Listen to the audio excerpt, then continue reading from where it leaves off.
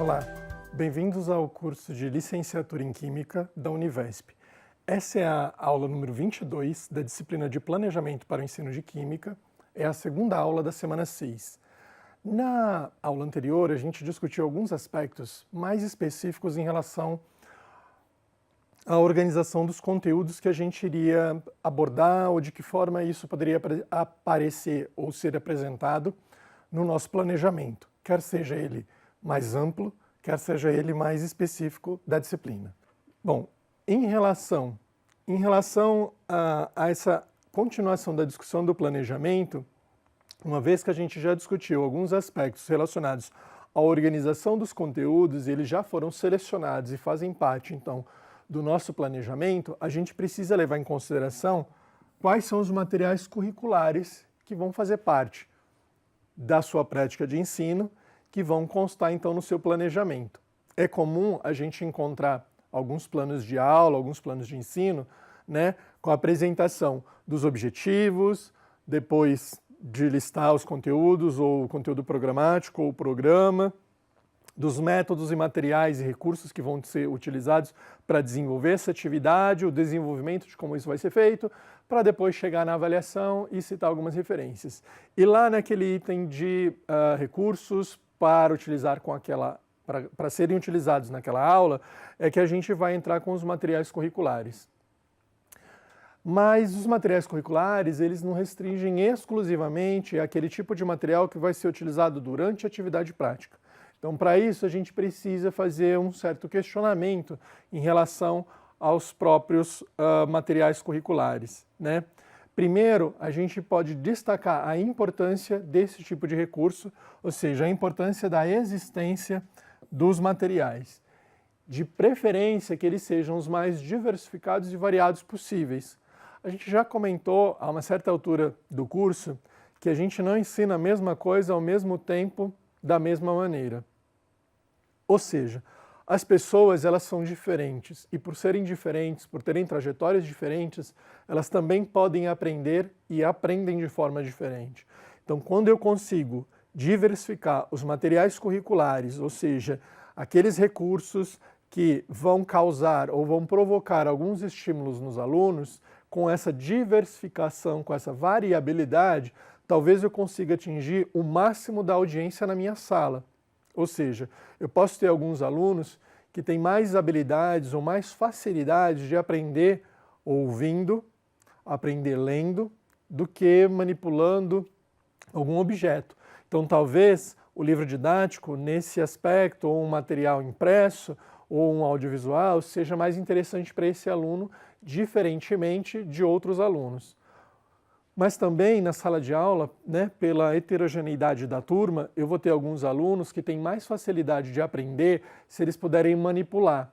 Por isso que às vezes você está explicando, tem alguns alunos tomando nota. E mesmo que você diga para ele, eu vou disponibilizar os slides para que vocês acessem, vocês vão receber cópia desse material, ele continua tomando nota.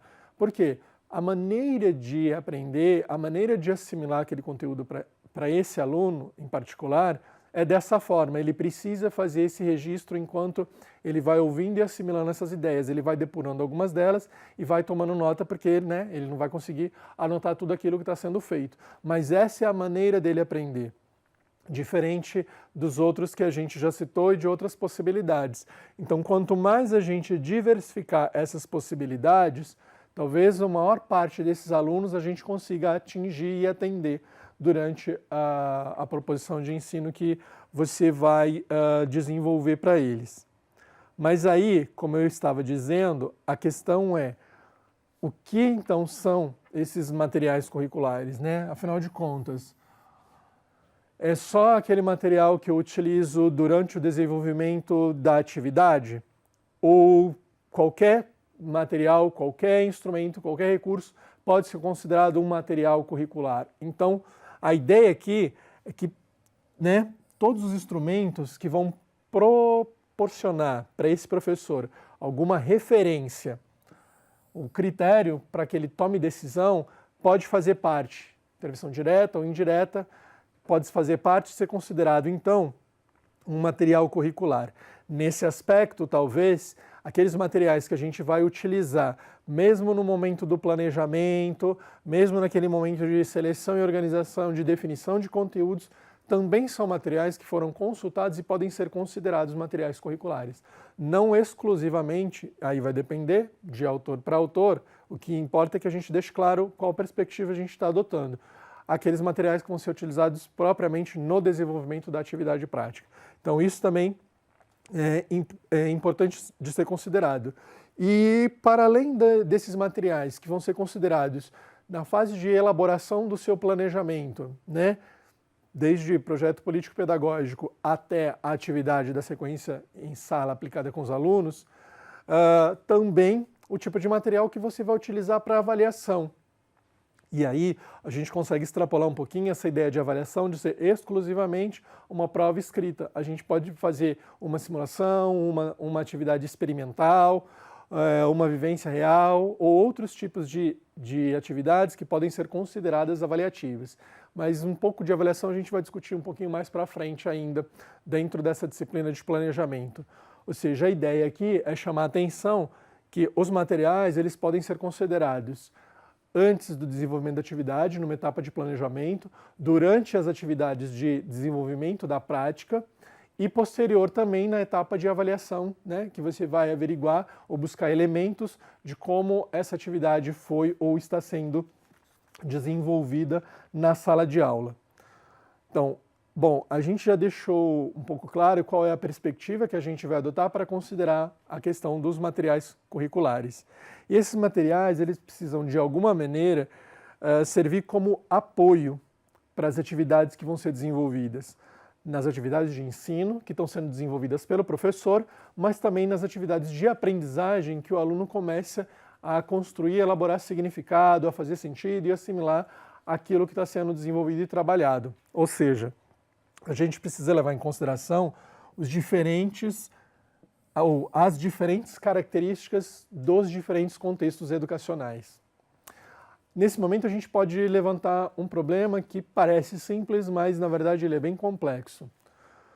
Um dos materiais curriculares mais utilizados na escola, né, quer seja por professor, como a gente já fez críticas aqui, quando ele pega o sumário do livro didático e usa aquela listagem de conteúdos como planejamento para aquela série na qual ele vai desenvolver, e depois ele segue esse livro literalmente, e os alunos vão fazendo as mesmas atividades, todas que estão no livro, na verdade você poderia até substituir esse professor e colocar qualquer pessoa e conseguisse, né, ler e desenvolver, porque o livro tem a versão do professor que tem até as respostas, então talvez a gente não precisasse de um sujeito para fazer esse processo de mediação, se a gente fosse literalmente seguir exclusivamente o livro.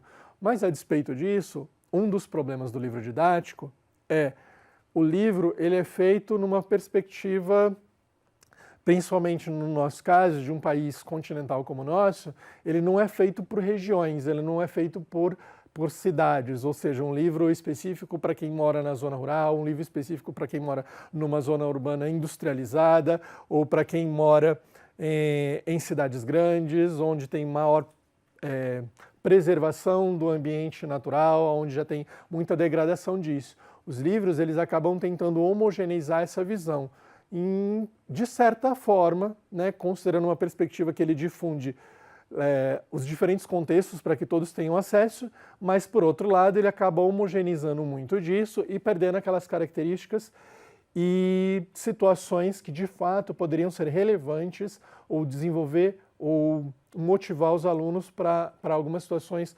muito específicas daquele contexto. E aí está o papel do professor na hora de selecionar esses conteúdos, ou seja, se ele fica preso, restrito ao uso ou guiado pelo livro didático, dificilmente ele consegue extrapolar ou contemplar essas outras situações bem específicas no contexto no qual ele se encontra. Daí a importância da variabilidade, da diferença dos contextos que a gente leva em consideração. O professor pode desenvolver os próprios materiais, mas ele pode usar uma série de reportagens de jornal, de revista, de vídeo de telejornal, de filme, uma série de outros tipos de materiais para ele tentar aproximar um pouco essas discussões.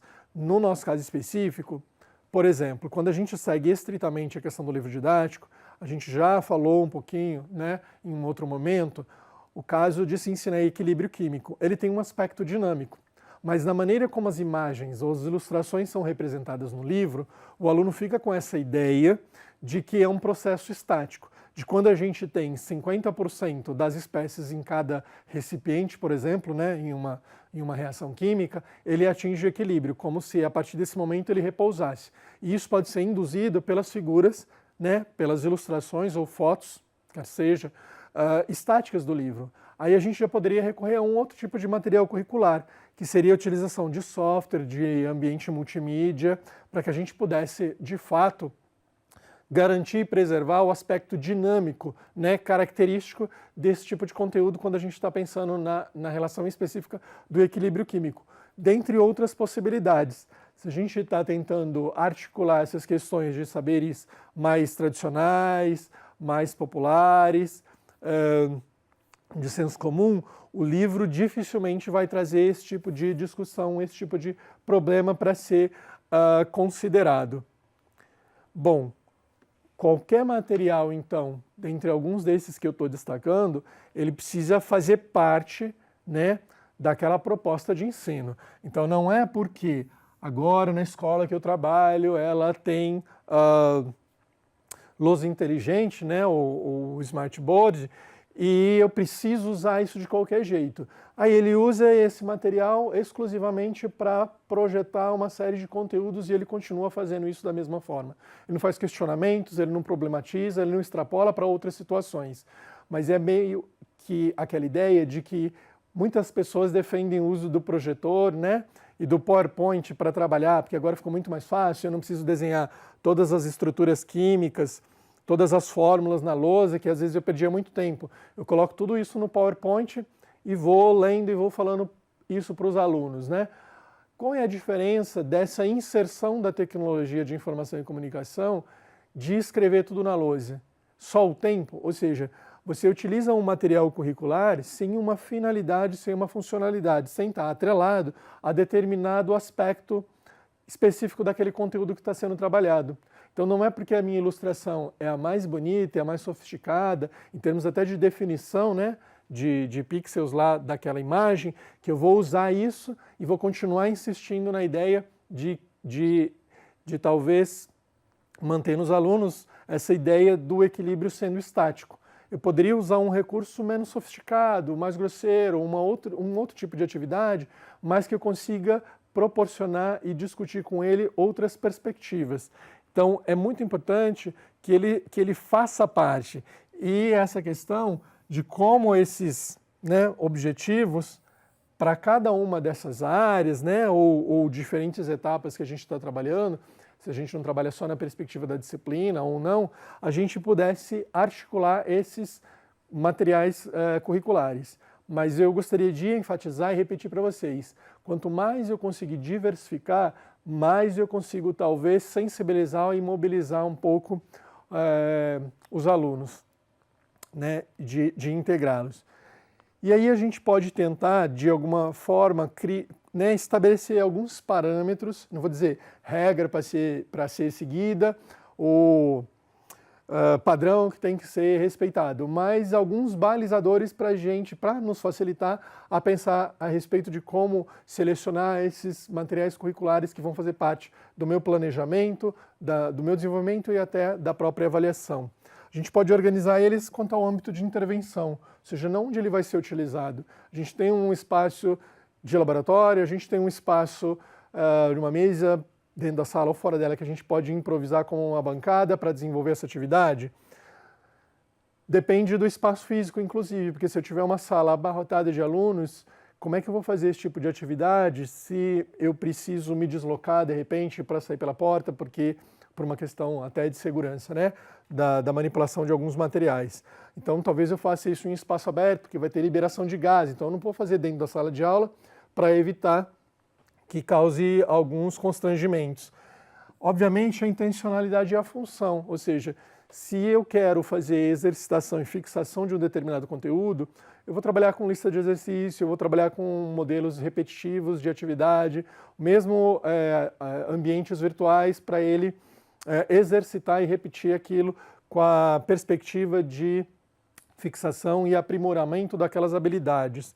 Mas eu também posso trazer situações com as quais eu quero desenvolver ou trabalhar questões atitudinais. Eu posso trazer um audiovisual, um vídeo, um trecho de filme, para trazer um determinado problema, né, que vai causar uma contradição e as pessoas vão precisar tomar posição, né, e nessa desenvolver algum argumento para justificar qual posição elas tomaram, em função também dos conteúdos. Se eu quero trabalhar procedimento, se eu quero trabalhar habilidade, ou se eu quero trabalhar conceito e determinação ou definição, né, de aspectos teóricos ou de fatos e dados que precisam ser desenvolvidos. E, obviamente, em relação ao suporte. Ou seja, se eu não previ isso no meu planejamento e a escola não providenciou a possibilidade de utilizar um recurso audiovisual, se eu não tenho um projetor, não tenho televisão ou um computador, como é que eu vou, no meio do meu planejamento, aparecer com essa atividade? Primeiro que vai ter um certo constrangimento com a equipe gestora de não disponibilizar.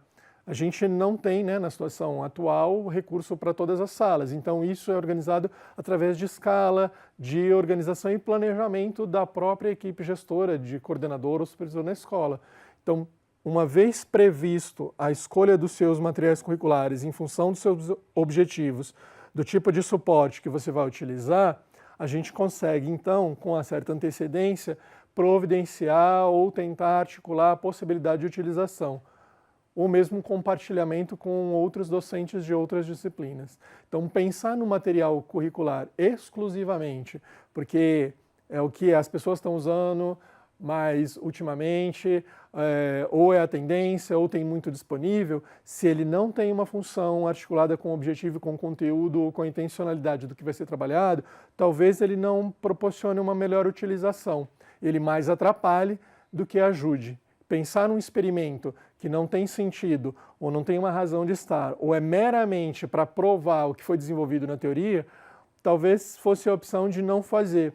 É melhor não fazer e aprofundar e desenvolver a atividade do que fazer por fazer e depois ele perdeu sentido naquilo, naquela intencionalidade ou na funcionalidade que era prevista inicialmente. Então, com isso, a gente termina essa discussão na aula de hoje a respeito dos materiais curriculares, mas a gente precisa pensar um pouco mais criticamente do que a gente precisa ter disponível, porque às vezes fica, né, essa crítica: precisa ter o experimento, precisa ter o ambiente do laboratório, precisa ter o recurso tecnológico, mas não tem razão do porquê usar isso. Então, se precisa ter, busque a razão e o objetivo e a função disso, que aí o seu argumento fica muito mais robusto e aí você tem condições de talvez conseguir pleitear e ter à disposição esse tipo de material. Então, eu espero encontrar vocês no espaço de perguntas e respostas para que a gente possa discutir um pouquinho mais sobre os materiais curriculares que a gente discutiu na aula de hoje. Até breve.